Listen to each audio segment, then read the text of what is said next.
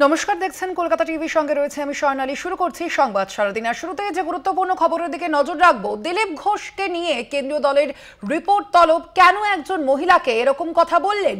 ইতিমধ্যেই রাজ্য বিজেপির দিলীপ বিরোধীরা সক্রিয়।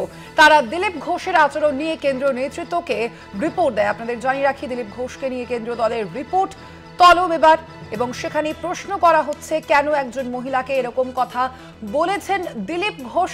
ইতিমধ্যেই রাজ্য বিজেপির দিলীপ বিরোধীরা সক্রিয়। তারা দিলীপ ঘোষের আচরণ নিয়ে কেন্দ্রীয় নেতৃত্বকে রিপোর্ট দেয়। এবং গত শুক্রবার ঠিক কি ঘটেছিল, ঠিক কি বলেছিলেন দিলীপ ঘোষ, শোনাবো আপনাদের।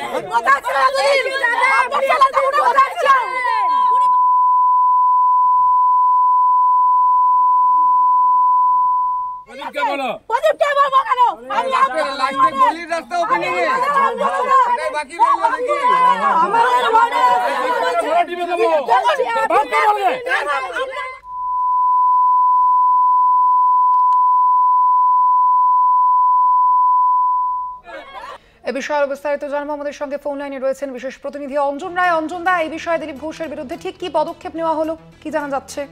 দেখো, দিলীপ ঘোষের এই আচরণের ফলে নিঃসন্দেহে বিজেপির কেউ কেউ ক্ষুব্ধ হয়েছেন, কিন্তু বিজেপির কর্মী যারা, তারা মনে করেন যে দিলীপ ঘোষ যেভাবে একজন তৃণমূলী সমর্থকের সঙ্গে কথা বলেছেন, এই রকমই একজন লোক এই মুহূর্তে বিজেপিতে দরকার, যিনি শাসক দলের বিরুদ্ধে রুখে দাঁড়াতে পারবেন। কিন্তু দিলীপ বিরোধী লোক বিজেপিতে আছেন প্রচুর। তারা ইতিমধ্যে সমস্ত ভিডিও পাঠিয়ে কেন্দ্রীয় নেতৃত্বের কাছে দেন, এবং দিলীপ ঘোষের বিভিন্ন কথাবার্তা এবং বিভিন্ন আচরণের আগে বারবার সমালোচিত হয়েছে কেন্দ্রীয় নেতৃত্বের কাছে। ফলে এই ঘটনা নিয়েও তারা ক্ষুব্ধ হন এবং তারা বিষয়টি নিয়ে রাজ্য নেতৃত্বের কাছে একটা রিপোর্ট তলব করেছেন যে কি পরিস্থিতি হয়েছিল এবং কি পরিস্থিতিতে দিলীপ ঘোষ একজন মহিলাকে এই ধরনের কথা বলেছিলেন তা তারা জানতে চেয়েছেন।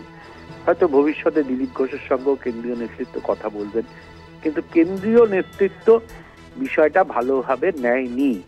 রাজ্যের কর্মীরা বিষয়টাকে ভালোভাবে নিয়েছেন, কারণ রুখে দাঁড়ানোর যে পদ্ধতি দিলীপ ঘোষের মধ্যে রয়েছে, তারা মনে করছেন যে এই রাজ্যে শাসক দলের বিরুদ্ধে লড়াই করতে গেলে এই রকম ভাবেই রুখে দাঁড়াতে হবে।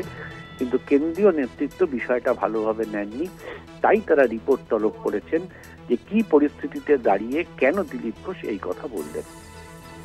ধন্যবাদ। আমরা কথা বলছিলাম, আমাদের সঙ্গে ফোন লাইনে ছিলেন বিশেষ প্রতিনিধি অঞ্জন রায়।